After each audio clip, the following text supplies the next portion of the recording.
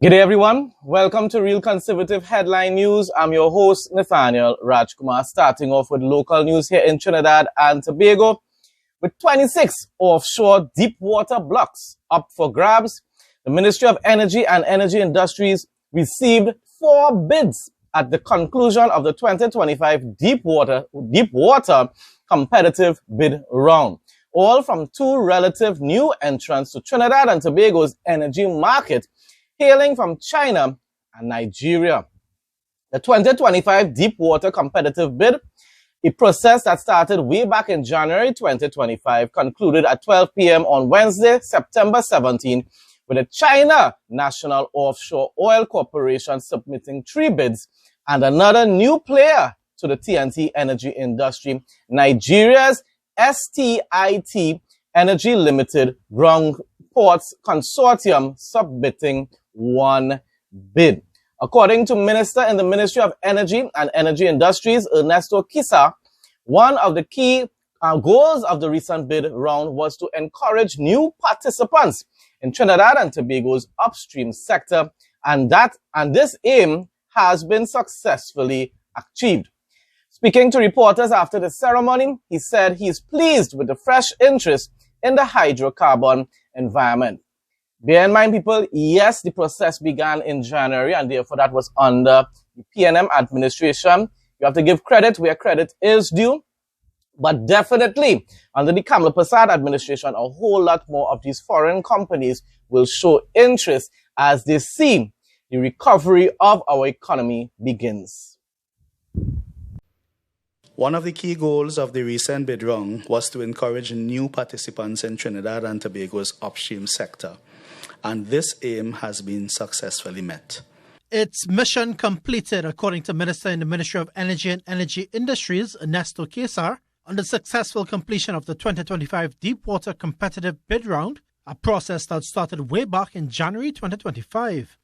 Bidding was extended until 12 noon on September 17th, and saw China National Offshore Oil Corporation, CNOC, submitting 3 bids, with another new player to the TNT energy industry, Nigeria's STIT Energy Limited Ground Ports Consortium, submitting 1 bid. Speaking to reporters after the ceremony, Minister Kesar said he's pleased with the fresh interest into the hydrocarbon environment.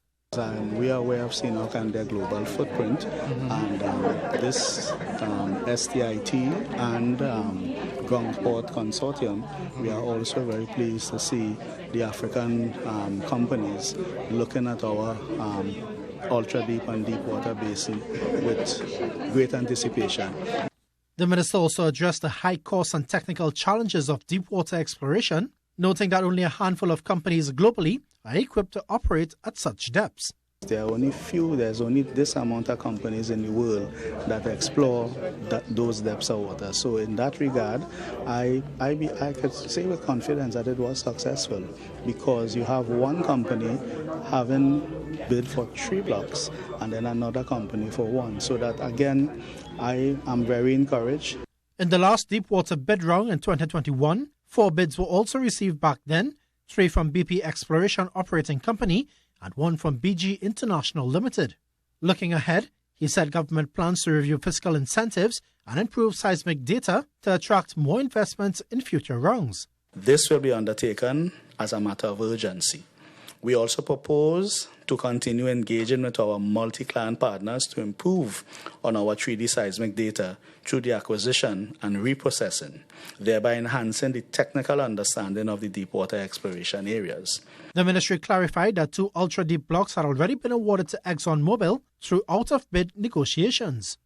7 blocks in the ultra-deep area, those are blocks TTDAA 17 to 23, now comprising block TTUD1, were not included in this bid round due to the successful out-of-bid round negotiations with ExxonMobil, resulting in the execution of a production sharing contract with ExxonMobil for this block.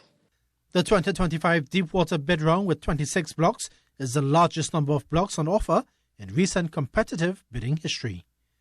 Sonolala, TTT News. The Ministry of Energy and Energy Industries has signed a multi-client agreement with Searcher Geodata UK Limited to acquire over 7,000 square kilometers of new 3D seismic coverage in the Tobago hydrocarbon trough. At the ministry's deepwater bid round, Minister in the Ministry Ernesto Kiza explained that the deepwater acreage on offer is divided into two main regions, the northern and eastern region. He added that 3D seismic data only represents 50% of the blocks, with the ministry now moving to update the remaining 50%.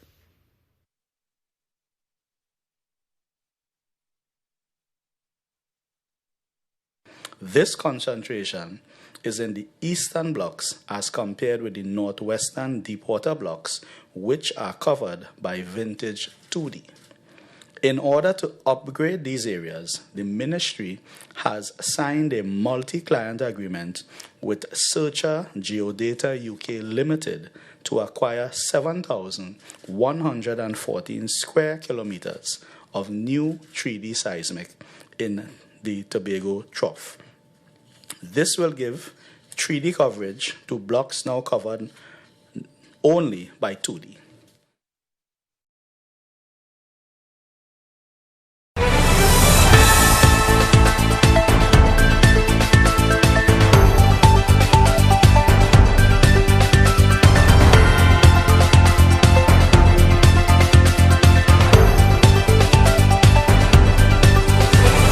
No more overheating phones. Cool your phones in seconds. Prevents damage to phones and battery issues. Better gaming experience and streaming. USB powered and fast charging. Lightweight and quiet. Ideal for kids and adults. Works with all smartphones. Makes a great gift. Enjoy free island-wide delivery. Call or WhatsApp 868-762-6589. The Ministry of Transport and Civil Aviation, through its Traffic Management Unit, has commenced the installation of new road safety signage across key locations nationwide. This initiative forms part of the ministry's continued effort to place road safety as a national priority. And of course, remember, they have begun to upgrade the infrastructure itself, the roads and the barricades and so forth.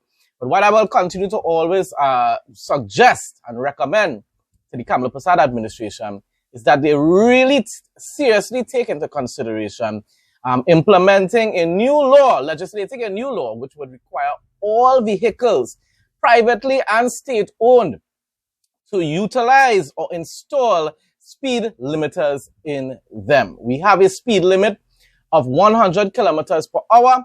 They could probably have it where the vehicle could have the capability to reach about 110 in case of emergencies. But that is sufficient, people. We have no need here in Trinidad and Tobago to have vehicles that have the capability to exceed those speeds. The Honorable Ernesto Kiza, Minister in the Ministry of Energy and Energy Industries, delivered the feature address at the relaunch of the Unipet Kamuto gas station convenience store on September 10th, 2025. Kamuto gas station, but that brings back memories. In his remarks, although I'm not sure if it's in the same location anymore, though. In his remarks, Minister Kiza emphasized the importance of reliable access to fuel and essential goods and services in rural communities like Kamuto, Manzanilla. He highlighted the role of the public-private partnerships in enabling national development and commended Unipet for its continued investment in community infrastructure and sustainability. Minister Kiza also reaffirmed the government's support for Member of Parliament MP Ms. Shivana Sam and the constituency of Kamuto Manzanilla, noting that initiatives like these are critical to enhancing the quality of life for citizens, stimulating local economic activity, and fueling community spirit, which was the theme of the event. Congratulations to Unipet and Kamuto Manzanilla community on this milestone.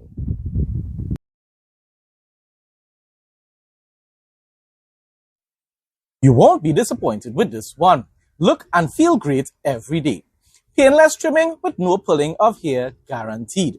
Comfortable to hold and lightweight. Intelligent anti-pinch system. Safety travel lock. Accurate and painless trimming. Durability, 100% quality. Fast charging. To place an order, call or WhatsApp 868-762-6589.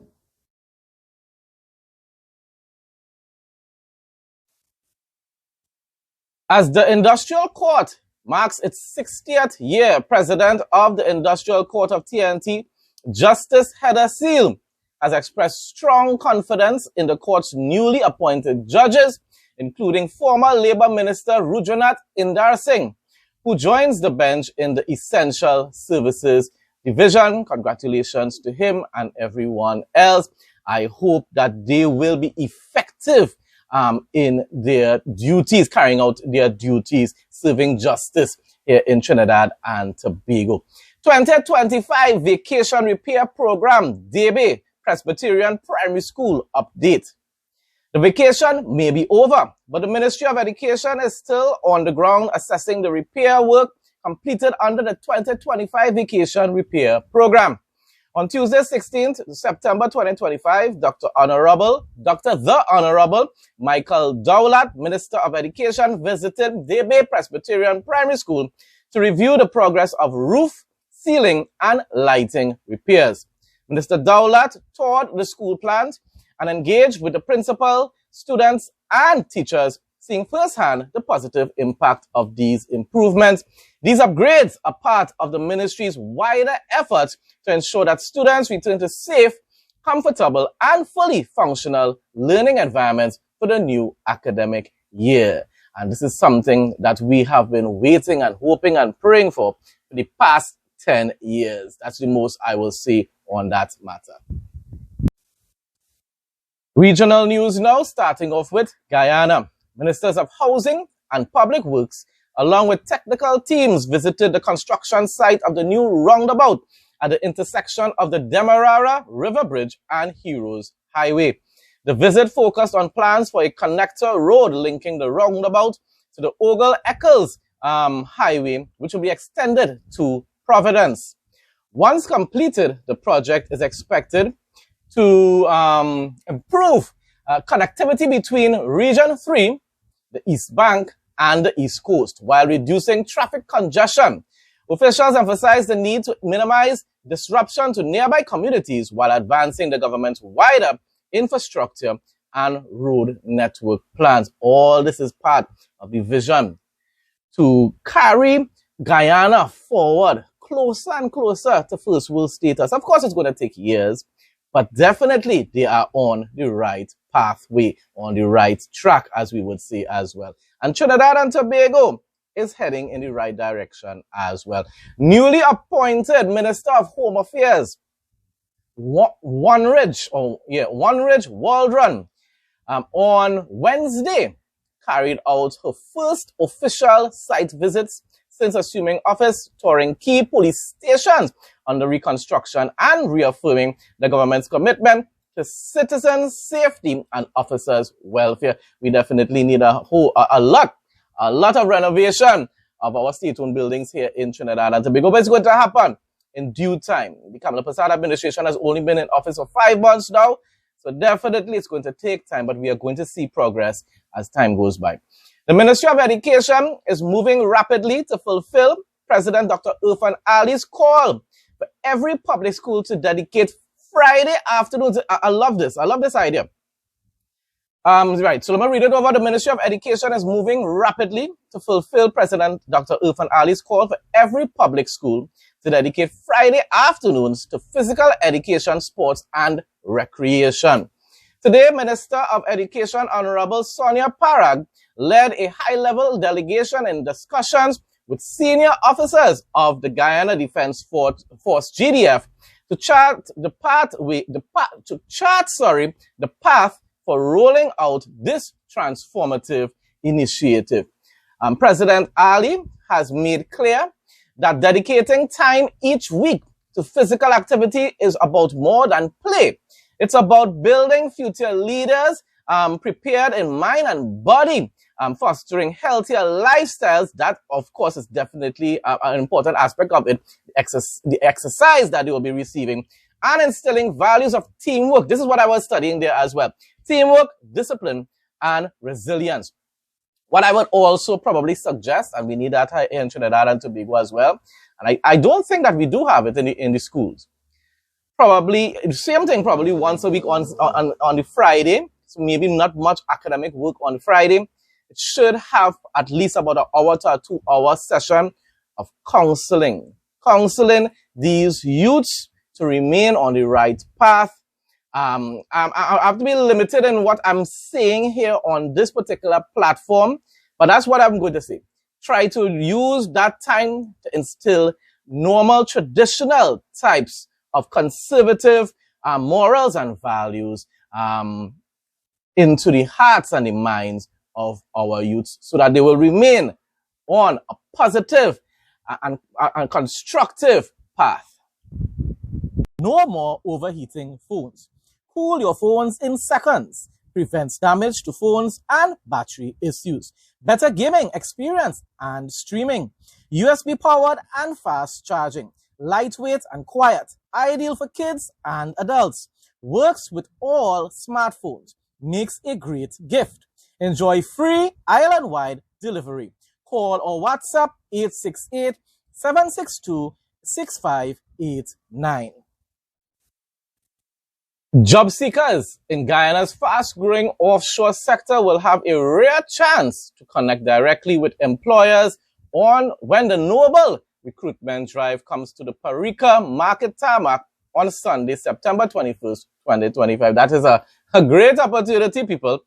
The one-day event, which runs from 7 a.m. to 1 p.m., is being hosted in partnership with Eldorado Offshore, Noble, and Matpal Marine Institute. It is aimed at creating opportunities for young talent to begin or advance their careers in the offshore industry. And that industry is definitely one that you can benefit financially. So I wish all the young individuals all the best.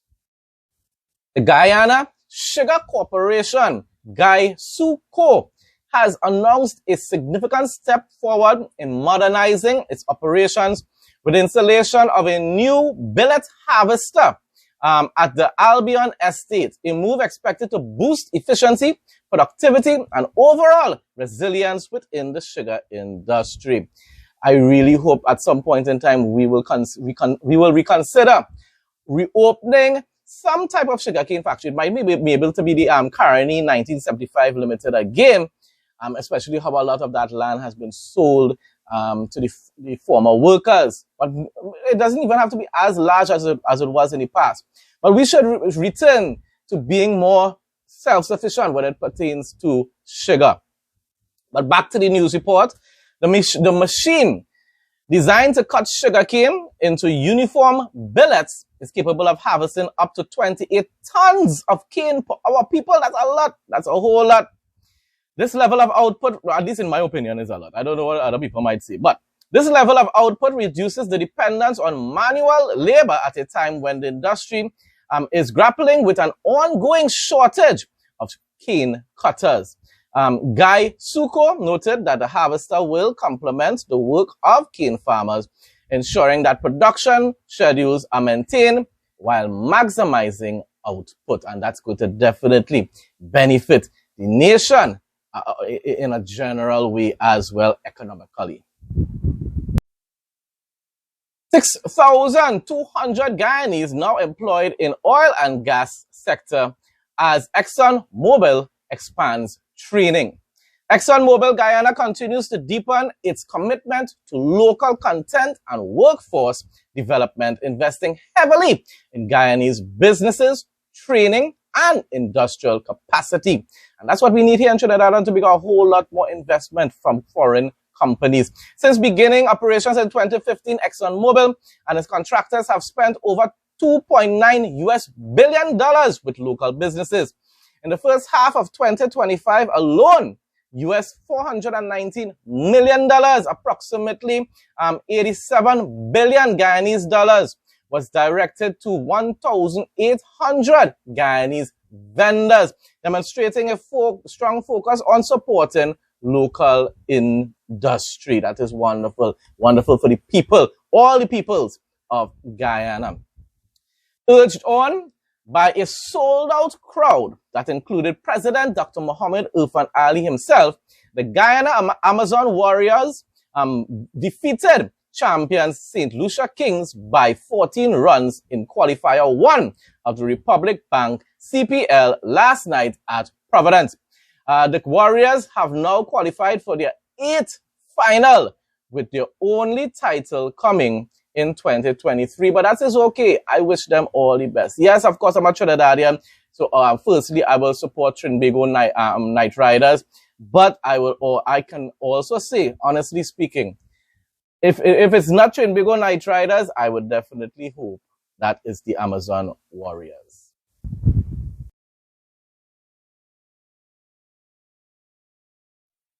You won't be disappointed with this one.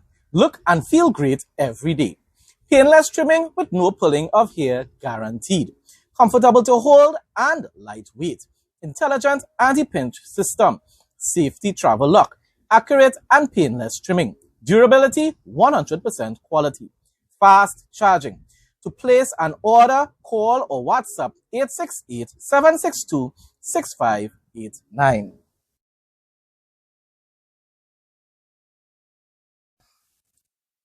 The construction of the 12-story Brickdam Police Station is advancing swiftly. Now, how much stories our police administration is here in Trinidad and Tobago? Anybody can tell me that? Could be probably 12 stories or more. So, but still. But I believe there's just a police station. I don't think there's the administration building that they're talking about here. The facility represents the government's wider commitment to modernizing and transforming law enforcement. The US $28 million structure cost $28 million US, not Guyanese dollars. Structure is now 65% complete.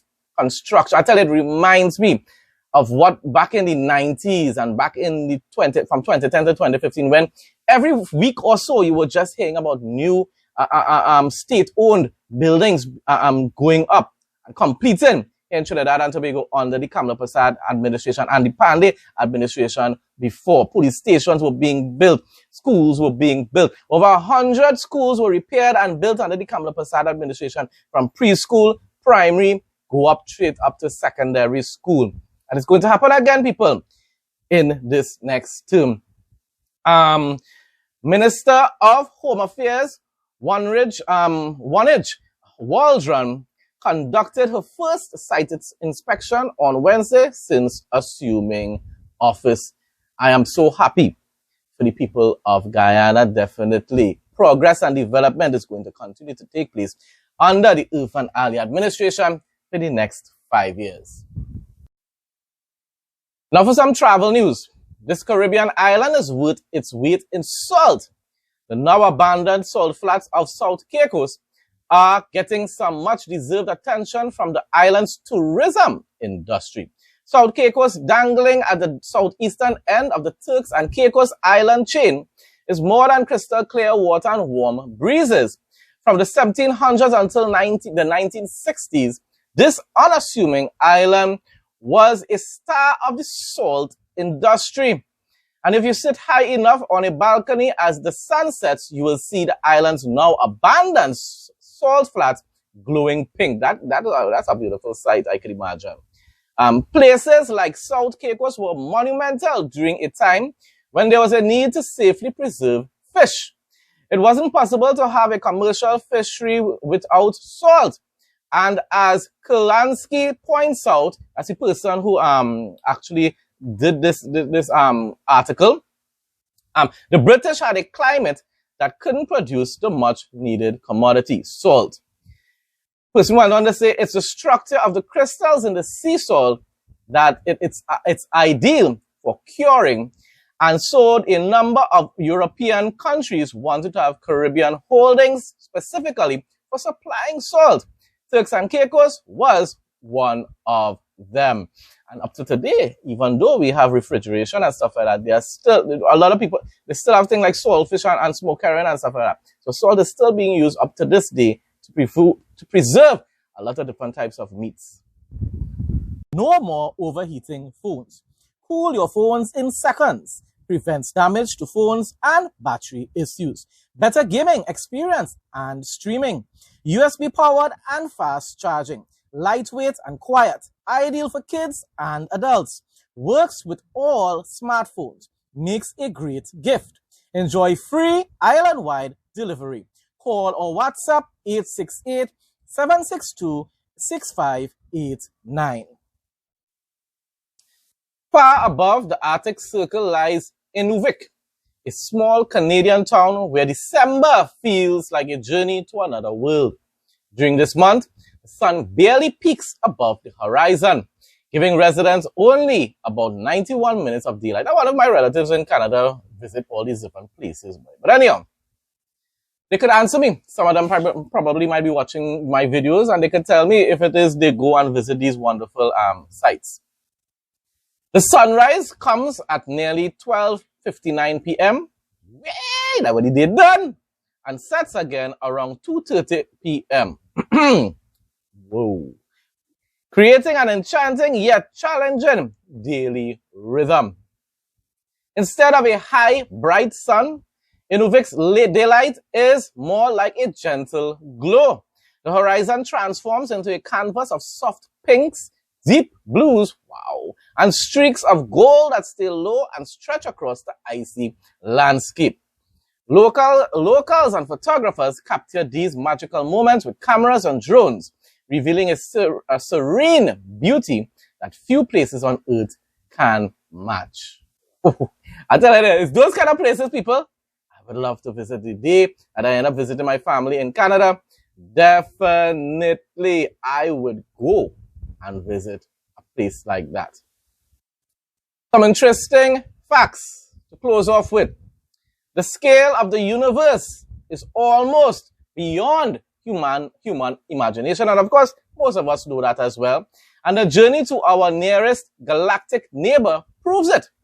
Even if we could ride a photon, the very particle of light that travels at nearly 300,000 kilometers per second, people, per second, it would still take around 2.5 million years to reach the Andromeda galaxy.